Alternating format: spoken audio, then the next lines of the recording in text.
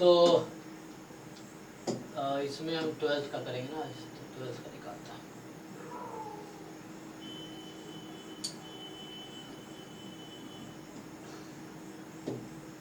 अभी तो अभी खोले थे।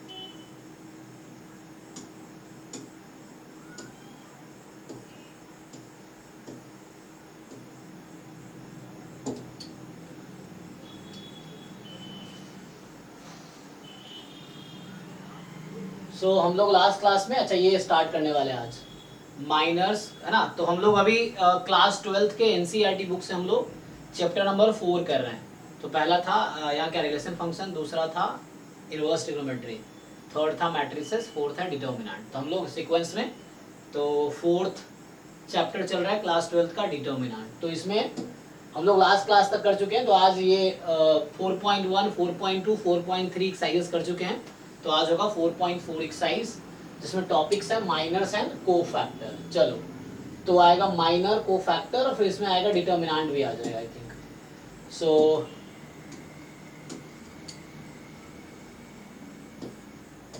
है ना, माइनर, कोफैक्टर, और उसके बाद इसमें एक प्रॉपर्टी है, और उसके बाद अच्छा इसी पे बेस्ड एक्सरसाइज है, माइनर, कोफैक्टर, और बाद में फिर एडजॉइंट और इनवर्स आएगा। तो इसमें मेनली दो टॉपिक है। ये एक्सरसाइज 4.4 है जब क्लास 12th के एनसीईआरटी में, उसमें मेनली हमें देखना है माइनर क्या है, कोफैक्टर क्या है, उस पर एक बेस्ड प्रॉपर्टी है। चलो, तो इससे एक्चुअली इस साइड में ये क्लियर होगा कि डिटरमिनेंट को वैसे एक्सपैंड क्यों करते हैं, वो प्लस माइनस करके, है ना। तो उसका रीजन क्लियर होगा। तो हमने स्टार्ट किया था डिटर्मिनेंट,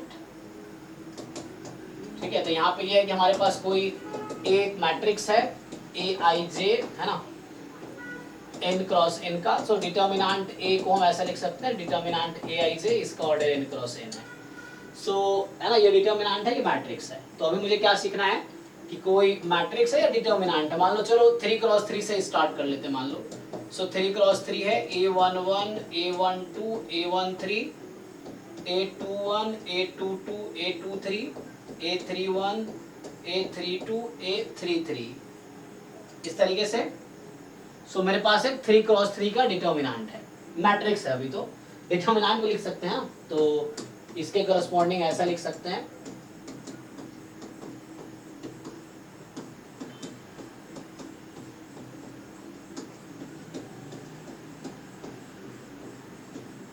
ये डिटर्मिनेंट ए है। जनरली हम लोग डेल्टा लिखते हैं इसको, तो डेल्टा लिखेंगे।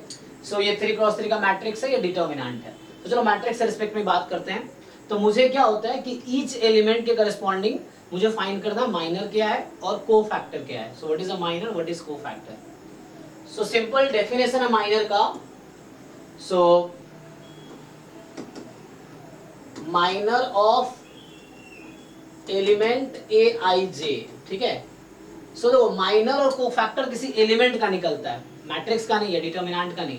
माइनर या कोफैक्टर किसी एलिमेंट का फाइंड करेंगे एक्चुअली, और एडजॉइंट मैट्रिक्स का निकलेगा, डिटर्मिनेंट मैट्रिक्स का होगा, ठीक है ना, जिसमें माइनर कोफैक्टर हेल्प करेगा। सो माइनर एंड कोफैक्टर किसी एलिमेंट्स का फाइंड करते हैं, जो मैट्रिक्स का मेंबर है, जो एलिमेंट्स है उसका फाइंड करते हैं हम लोग। सो जैसे अभी स्टार्ट कर रहे थे, डेफिनेशन क्या है, what is definition of minor. तो माइनर एक डिटर्मिनेंट है एक्चुअली, किसी जिस एलिमेंट का माइनर फाइंड कर रहे हो उसके रो और उसका कॉलम डिलीट कर दो, जो बचा उसका डिटर्मिनेंट ले लो, तो वो उस एलिमेंट का माइनर है। जिस भी एलिमेंट का माइनर फाइंड करना है आपको, क्या करोगे, उस रो और उस कॉलम को डिलीट कर दो। तो सिंपल डेफिनेशन है कि minor of element a i j of matrix ए।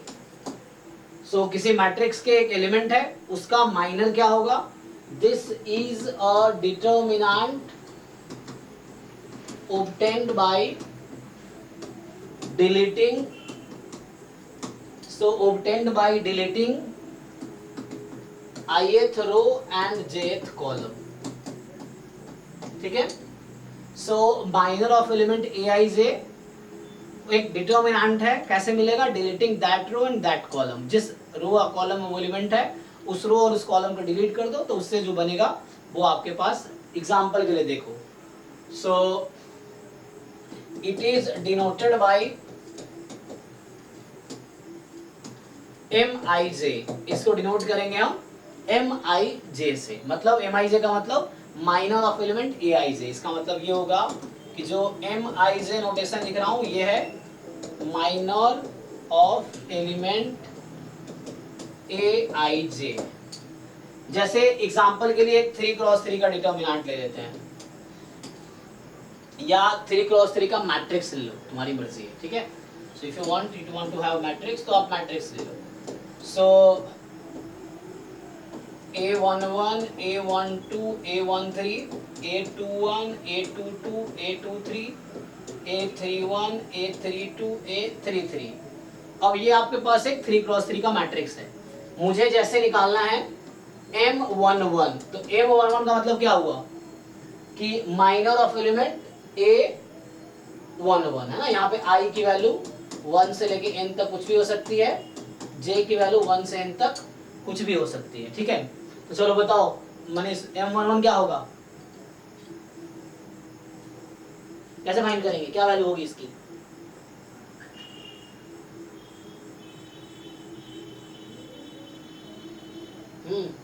क्या वो याद नहीं है? मुझे लिखा है डेफिनेशन ऊपर, भूल गए? डेफिनेशन पढ़ो, क्या कह रहा है कि minor of element Aij is the matrix of matrix A is the determinant obtained by deleting ith row jth column. तो मैं 1 1 का पूछ रहा हूं, तो फर्स्ट रो फर्स्ट कॉलम को डिलीट कर दो, क्या बचा? उसका डिटर्मिनेंट ले लो, ठीक है ना। हाँ, तो इसका डिटर्मिनेंट ले लोगे एक्चुअली। इसने कहा है कि ith row jth column delete कर दो, तो M11 लिखा हूं, तो A11 के रो और कॉलम को डिलीट कर दो, डिलीट मतलब हटा दो, है ना। तो बचा जो उसका डिटर्मिनेंट लो, तो हमारे पास बचा हाँ A22, A23, A32, A33, ये हो गया। अब इसको ओपन कर दो, तो इसको ओपन करोगे तो क्या आ जाएगा? सो A22, A33 minus A32, A23, ठीक है। इस तरीके से सिमिलरली बाकी एलिमेंट का निकाल लेंगे। जैसे मान लो, चलो A, अब एक एग्जांपल एक और, हर एलिमेंट का निकाल सकते हैं ना। We can find minor of each elements of this matrix. तो उसी तरीके से है, मुझे A12 का निकालना है, तो I will delete this row and this column. अगर इस एलिमेंट का मुझे माइनर निकालना है, so I will delete this row and this column, जो भी रिमेनिंग है उसका डिटर्मिनेंट। जैसे एग्जांपल के लिए अभी मुझे A23 का मान लो निकालना है, so what will I do? Delete this row and this column. तो मुझे, ठीक है, सो मुझे M23 फाइंड करना है, तो सिंपली हम क्या करेंगे, सेकेंड रो और थर्ड कॉलम को डिलीट करके जो बचा उसका डिटर्मिनेंट, क्या बचा हुआ है? A11, A12, फिर A31, है ना, और A32, इस तरीके से। तो ये आ जाएगा, तो यहां से आ जाएगा A11 into A32, A12 into A31, इस तरीके से। तो इस तरीके से you can find minor of each of the element, ठीक है, इजिली आ जाएगा। एक एग्जांपल देख लो इसका। सो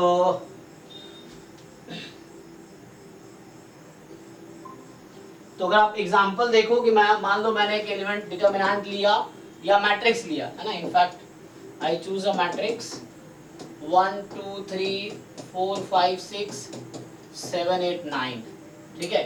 मान लो ये है, या 9 की जगह मैं कुछ दूसरा एलिमेंट ले लेता हूँ, तो 9 की जगह फिर से 1 ले लिया, चलो। सो 1 2 3 4 5 6 7 8 वापस 1 ले लिया, ये एक्स बेटर है ना। तो 9 एलिमेंट है ना, चलो। सो यहाँ 0 रख दो, चलो, कोई कुछ भी रख सकते हैं, कोई फर्क नहीं पड़ता है। तो मुझे क्या करना है, मैट्रिक्स के एलिमेंट्स का माइनर फाइंड करने हैं। जैसे मुझे M11 निकालना है, तो M11 का मीनिंग होता है कि माइनर ऑफ एलिमेंट A11, 11 का मतलब फर्स्ट रो फर्स्ट कॉलम। तो मुझे इस एलिमेंट का माइनर निकालना है, तो ये आ जाएगा डिटर्मिनेंट। तो आप इसको और इसको डिलीट कर दो, तो जो बचा उसका डिटर्मिनेंट। सो यहाँ बचा आपके पास 5 6 8 0, इस तरीके से -48। अच्छा, तो -48 आ गया। ऐसे ही M12 बताइए, तो फर्स्ट रो सेकेंड कॉलम छोड़ दीजिए, कितना? 4 6 7 0, है ना। Yes sir. तो ये आ गया आपके पास -42। ऐसे ही M13 निकाल लीजिए। सो M13 का मतलब first row third column, first row third column, तो आ जाएगा 4 5 7 8, तो हो गया 32 माइनस 35, कितना -3, इस तरीके से। और बाकी ऐसे निकाल सकते हैं M21, तो 21 का मतलब second row first column delete कर लो, तो सेकेंड रो फर्स्ट कॉलम बचा 2 माइनस 2 इंटू 0, 0 माइनस 24, तो -24। M22, 22 का मतलब second row second column delete करो, तो 0 माइनस 21, चेक कीजिए ये आ जाएगा। फिर ऐसे ही M23, तो 23 का मतलब है second row third column delete कर लो, सेकेंड रो और थर्ड कॉलम डिलीट कर लो, सेकेंड रो और थर्ड कॉलम को, ठीक है। हाँ, तो सेकेंड रो को और थर्ड कॉलम को। सो 1 इंटू 8 माइनस 7 इंटू 2 कितना आएगा, 8 माइनस 14 माइनस 6 आ रहा है, चेक करो मैं गलत लिख रहा हूँ क्या। M23 सेकेंड रो, अच्छा सेकेंड रो और थर्ड कॉलम है ना, so I need to delete second row third column. अब देख लो सही है ना, ओके। सो अगला M31 का मतलब third row first column, so third row delete करो, फर्स्ट कॉलम डिलीट करो, 12 माइनस 15 है ना, तो ये आ गया -3। फिर M32, so M32 third row second column, -6, तो 6 माइनस 12 है ना, -6। अब बचा M33, -3 है ना, 5 माइनस 8 -3। सो इस तरीके से आपने क्या किया, इस मैट्रिक्स के हर एलिमेंट का माइनर फाइंड कर लिया आपने, ठीक है ना। सो हमने फाइंड किया ईच एलिमेंट का माइनर, सो है ना, minor of each element we calculated. अब आता है कोफैक्टर, तो देखिए सो नेक्स्ट टर्म आता है कोफैक्टर।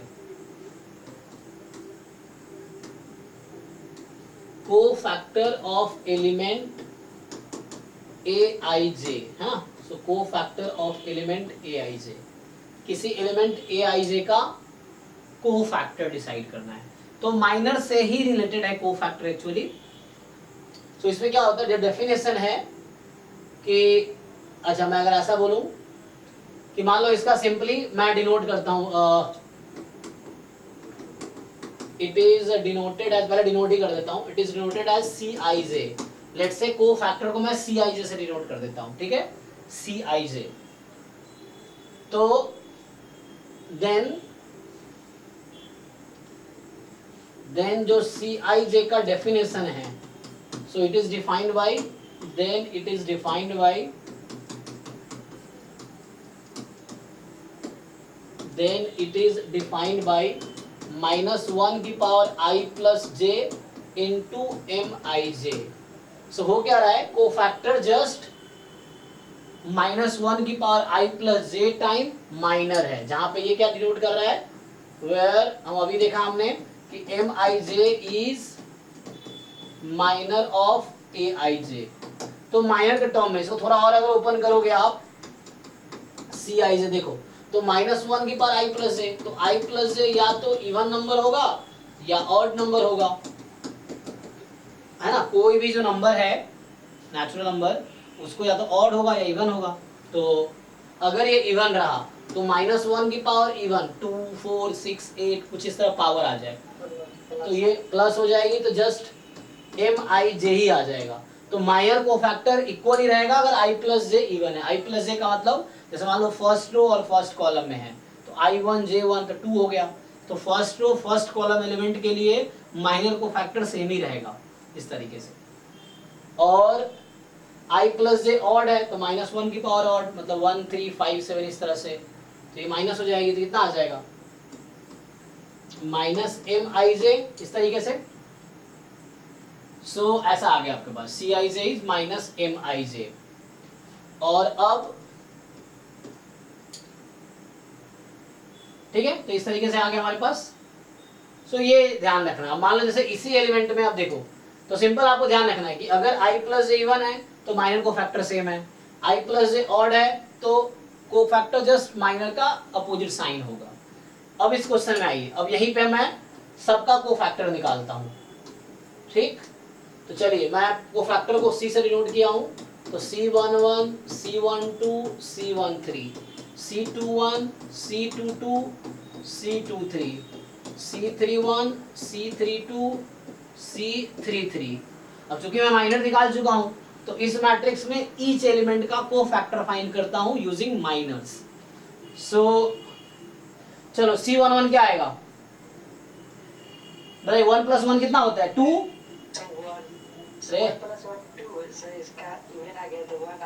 अरे कहाँ पे खोए हो तुम, M11 क्या है प्लस में रहेगा फिर हाँ तो -48 हो गया, ठीक है ना। अगर i प्लस जे इवन है तो कोफैक्टर की वैल्यू माइनर के इक्वल आएगी ना, -1 की पावर n टाइम्स दिस है, मल्टीप्लाइड है माइनर, माइनर इनटू ये है। ठीक है मनीष, हाँ इनको डाउट रहा मनीष को, माइनर इनटू ये नंबर था तो ये नंबर है तो 1 होगा या -1 होगा, तो कोफैक्टर माइनर इक्वल ही हो जाएगा अगर i प्लस जे इवन है, और कोफैक्टर माइनर के अपोजिट हो जाएगा अगर i प्लस जे ऑड है। अब देखो यहाँ पे इसमें देखो C11 तो 1 + 1 कितना है 2 इवन है तो सेम ही रहेगा -48, 1 + 2 3 तो ये +42 आ जाएगा। C13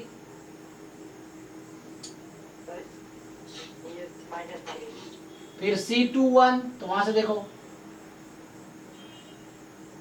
प्लस में 24 24 फिर 22 4 हो गया ना तो सेम -21 23 5 हो गया तो साइन चेंज कर दो, 31 4 हो गया तो सेम रखो -3 32 5 हो गया तो सेम चेंज कर दो 3 6 हो गया, 33 6 हो गया तो सेम रखो। सो ये ईच एलिमेंट का हमारे पास माइनर और कोफैक्टर आ गया एक्चुअली। अब इसमें एक प्रॉपर्टी आपको देखनी है माइनर कोफैक्टर में, ठीक है। सो अभी मैं क्या करता हूं, इसको इधर बुला लेता हूं।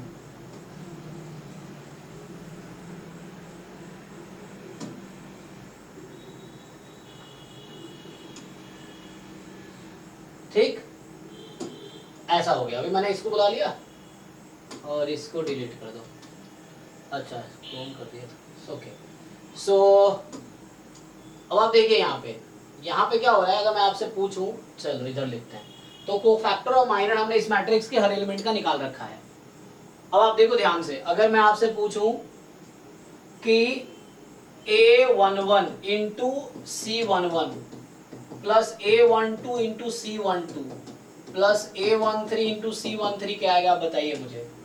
A11 C21 A12 C22 A13 C23 ये क्या आएगी आप बताइए। वहां से एलिमेंट देख सकते हैं, स्मॉल a डिनोट कर रहा है इसके एलिमेंट्स को, C for cofactor, M for minors. तो यहाँ पे मान लीजिए A31 C31 A32 C32 A33 C33 क्या आएगा। फिर ऐसे मान लीजिए A13 C13 A13 ना, first row third column, second row third column 23 A23 C23 A33 C33 ये क्या आएगा। फिर ऐसे ही A13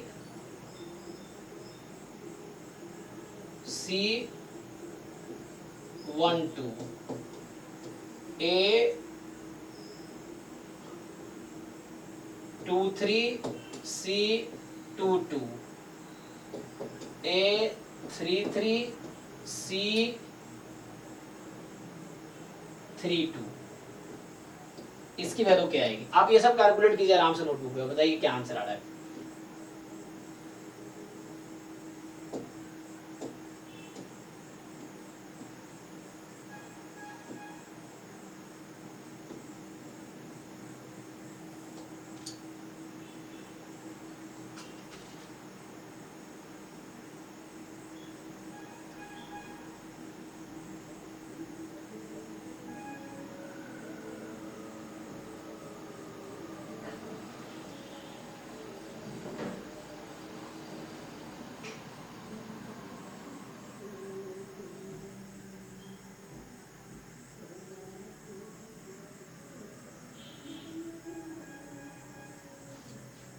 मनीष कैलकुलेट करो आराम से, नोटबुक है तुम्हारे पास, करो एक बार। यहाँ पर एलिमेंट में लिख दो, एलिमेंट तो दिख ही रहा है ना, तो एलिमेंट अगर लिख दूं मैं अलग से, सो A11 हमारे पास था 1, A12 है 2, A13 है 3, A21 4, A22 5, A23 6, A31 7, A32 8, A33 0, इस तरीके से है। सो ये एलिमेंट्स हैं, इधर माइनस थे, उधर को फैक्टर्स हैं।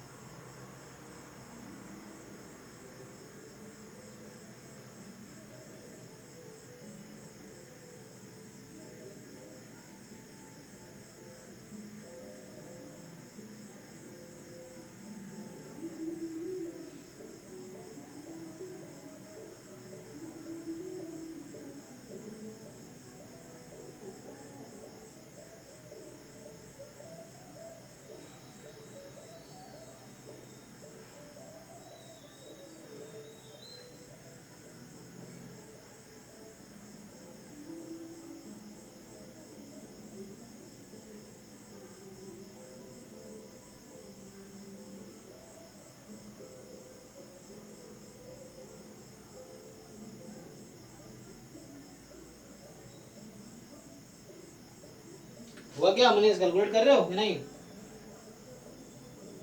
सर कर रहे हैं। देखो मैं बता देता हूँ क्या आएगा। सो यहाँ पे क्या है, तुम देखो ध्यान से, A11 C11, A12 the element और उसका कोफैक्टर, एलिमेंट और उसका कोफैक्टर, एलिमेंट और उसका कोफैक्टर, तुम कैलकुलेट करो। A11 था यहाँ पे 1 और कोफैक्टर है उसका -48, A12 है 2, कोफैक्टर है 42, A13 है 3, कोफैक्टर है -3, तो मल्टीप्लाई करो। अच्छा ये बता रहे हैं 27, ठीक है। चलिए तो यहाँ से ये बता रहे हैं 27 और यहाँ पे A11 C21 है ना, तो A11 C21 हो गया 24। दूसरे है क्या आ रहा है?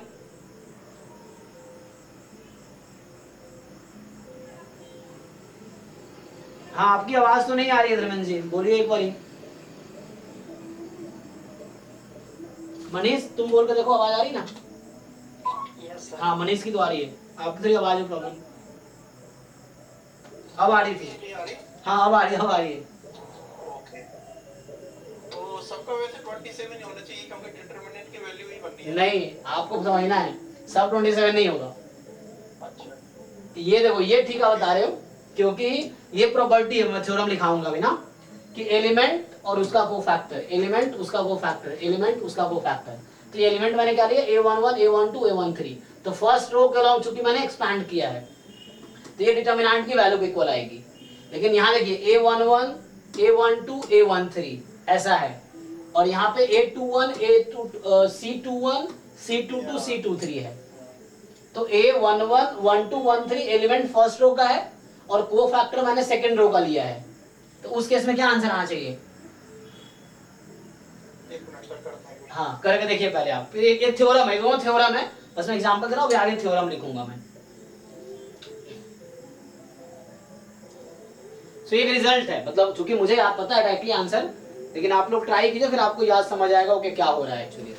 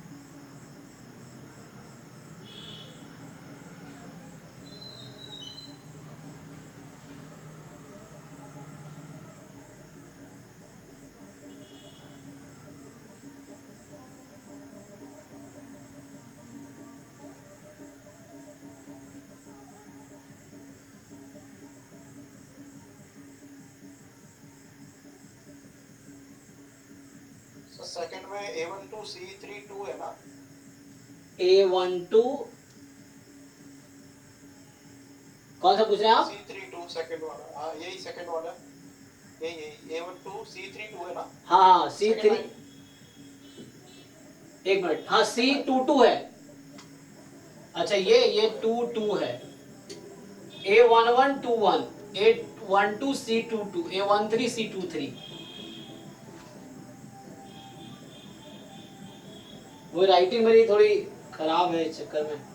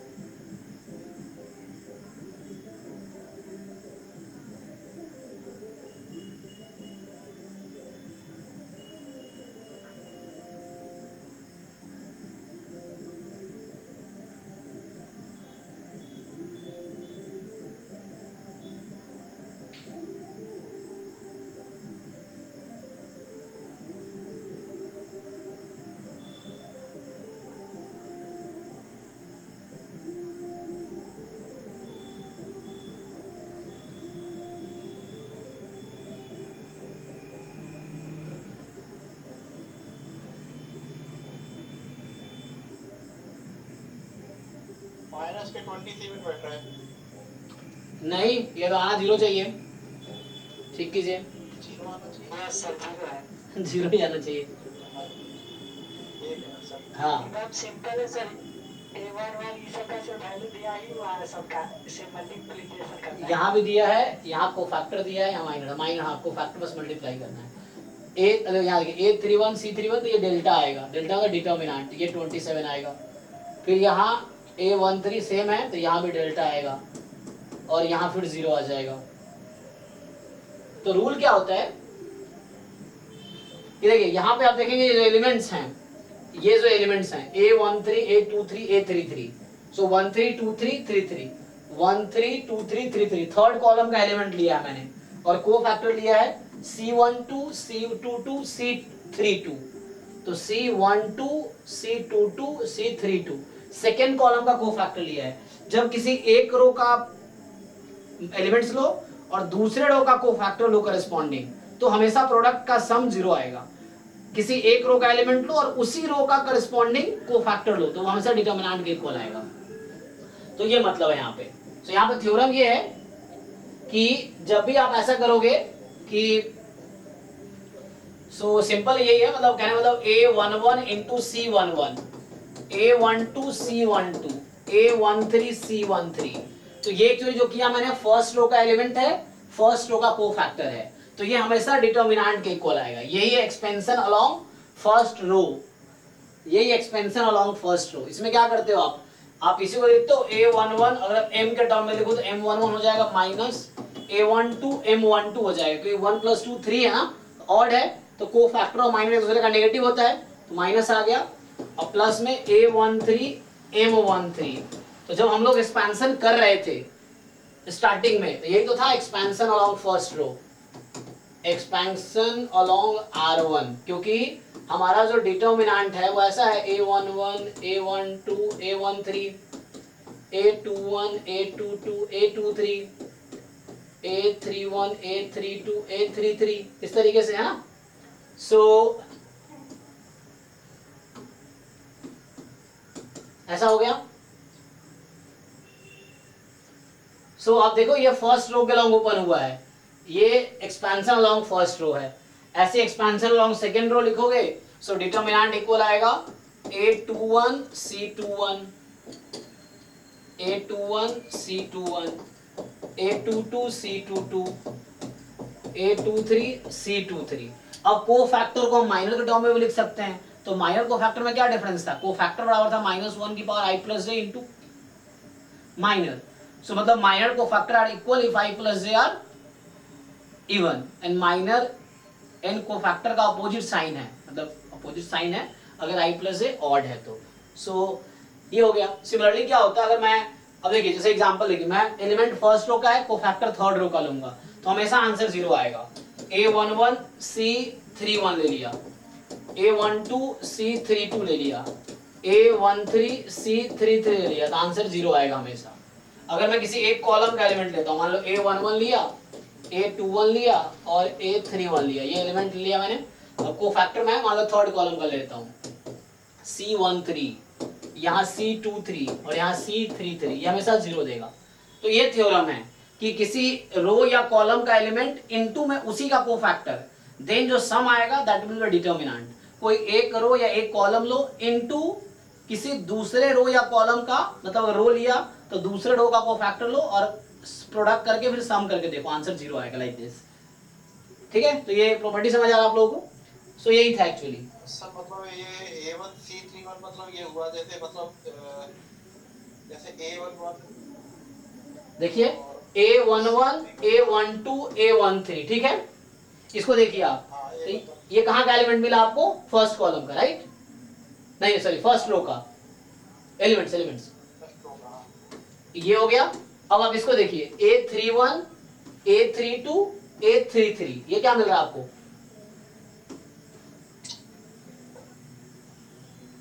थर्ड रो का को फैक्टर हुआ ना, ये A31 A32 A33, मतलब C31 C32 C, वो डिफरेंट होना चाहिए मतलब। यस, एलिमेंट्स फर्स्ट रो का है और करस्पॉन्डिंग प्रोडक्ट जो है थर्ड रो का है, तो वो जो सम का प्रोडक्ट का सम आएगा दैट विल बी 0 एक्चुअली।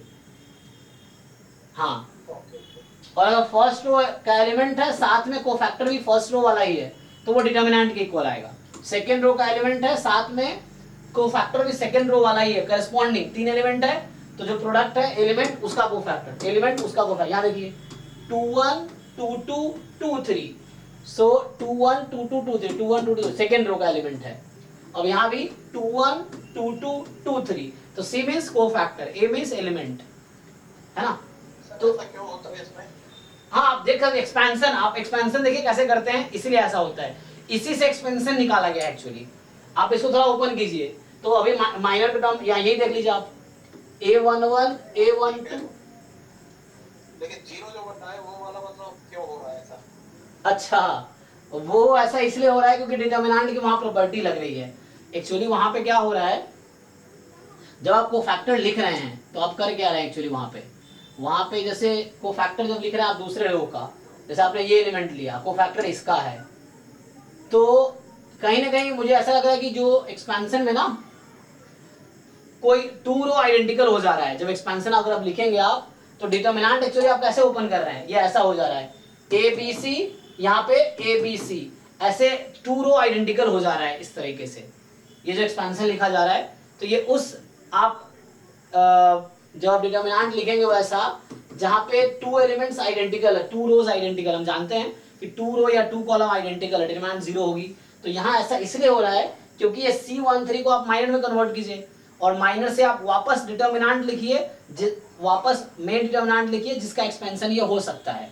तो उस केस में पता है क्या होगा, आपको 2 रो आइडेंटिकल आ जाएंगे एक्चुअली। क्यों, क्योंकि जैसे मान लिया आपने कोफैक्टर थर्ड रो का लिया तो कोफैक्टर में third row third column deleted है एक्चुअली, तो ये आया होगा, तो वो कहीं ना कहीं उस जब एक्सपैंड करते हैं तो वो पैरेलल हो जाता है, मतलब आइडेंटिकल हो जाता है, इसलिए ऐसा हो रहा है। इसलिए 0 हो जा रहा है। तो सर इस प्रॉपर्टी का नाम क्या है वैसे?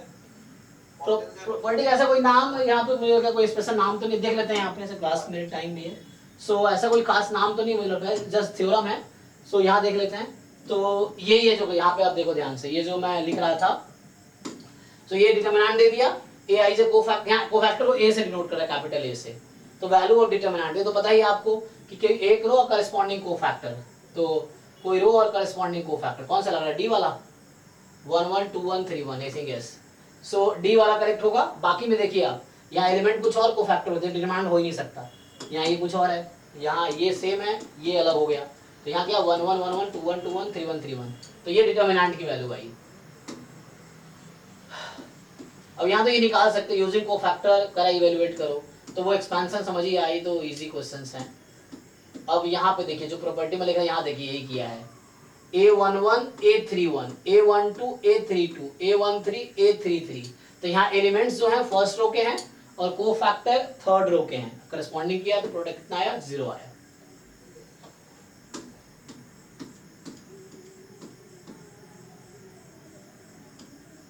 देखिए यहाँ ये बता रहा है, ये देखिए जो मैं लॉजिक बता रहा था वही है यहाँ पे, समझिए यहाँ पे ए, आप जो क्वेश्चन पूछ रहे वाई, उसका आंसर यहाँ लिखा है, A12 A13 फर्स्ट रो का एलिमेंट है और कोफैक्टर सेकेंड रो का यूज किया है, ठीक है।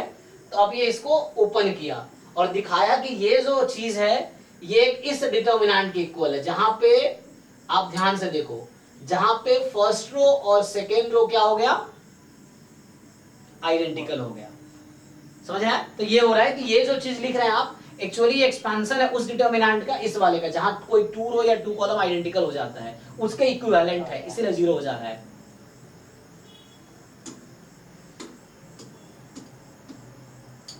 लीनियर अलजेब्रा कोडिंग थ्योरी में यूज होता है, ऐसा मैंने पढ़ा है। हर जगह स्टैट्स में भी यूज होता है, लीनियर अलजेब्रा हर जगह है, स्टैट्स में आगे जाके तो पूरा मैट्रिक्स में काम होता है, मल्टीवेरिएट एनालिसिस है ये सब में। क्वाटेरियन में क्या-क्या मतलब, और ये डिफरेंशियल इक्वेशन हर जगह, लीनियर अलजेब्रा का बेसिक एक्चुअली ये मैट्रिक्स डिटरमिनेंट तो फंडामेंटल है लीनियर अलजेब्रा का, लीनियर अलजेब्रा का हर जगह एप्लीकेशन है कहीं भी, क्योंकि बड़े बड़े डेटा के साथ या बड़े बड़े मैट्रिक्स के साथ अगर आप खेलना तो वहाँ पे लीनियर अलजेब्रा ही आता है, इसका हर जगह एप्लीकेशन है, बहुत एप्लीकेशन है। ये सही, दिल्ली के अंदर में एडवांस लीनियर अलजेब्रा का बुक देखा था। अच्छा या ओके ठीक है, सही है। सो ये एक्सरसाइज हो गया हमारा, तो आज हमने एक्सरसाइज 3.4 किया है डिटरमिनेंट से। नेक्स्ट क्लास में अब किसी को डाउट हो तो पूछ सकते हैं। सो नेक्स्ट क्लास में स्टार्ट करेंगे ये वाला टॉपिक। तो नेक्स्ट क्लास में स्टार्ट होगा adjoint and inverse of a matrix. तो एडजॉइंट क्या होता है और मैट्रिक्स का इनवर्स क्या होता है, इनवर्स फाइंड कैसे करना है। तो हालांकि मैट्रिक्स में भी एक मेथड था जो उस बुक में था, हमने किया नहीं था। तो डिटरमिनेंट निकालने के 2 तरीके हैं, एक तो कोफैक्टर वाला मेथड है, एडजॉइंट और कोफैक्टर यूज करके, एडजॉइंट वाला मेथड हो गया एक, और एक हो गया एलिमेंट्री ऑपरेशन से, है ना। तो नेक्स्ट क्लास में देखेंगे इनवर्स और एडजॉइंट, ठीक है। चलिए ठीक है, आज के लिए thank you and good night.